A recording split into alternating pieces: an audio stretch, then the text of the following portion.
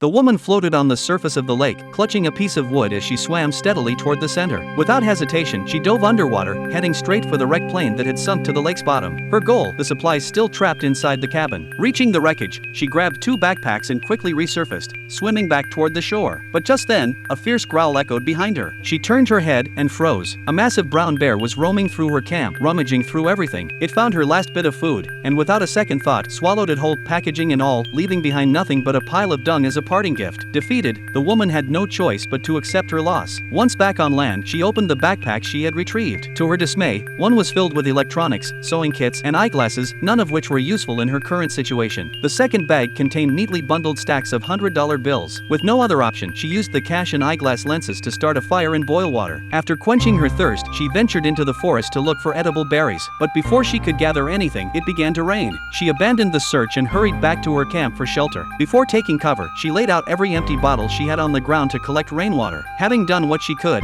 she ducked beneath a tree and waited out the storm. Night fell as the rain continued. When it finally stopped, the bottles were full. As she moved to collect them, something caught her eye in the distance, a faint light shining through the trees. Her heart leapt. Light meant people, hope. The next morning, she packed her things and set off toward the glow she had seen. Excitement bubbled inside her. The thought of returning to civilization filled her with joy. Along the way, she even found herself playing and daydreaming as she walked. Then suddenly, footprints, fresh ones, pressed clearly into the damp earth. Her heart raced. Someone else was nearby. She followed the trail, hoping to catch up with the person. But after walking for a while, she came to a halt. In front of her was a plastic bag, one of her own. Confused, she looked around and realized the path was dotted with more of them. They were the same bags she had hung in the trees the night before to mark her way. Panic set in. She looked at the soles of her shoes, and the truth hit her. The footprints she had been following all along were her own.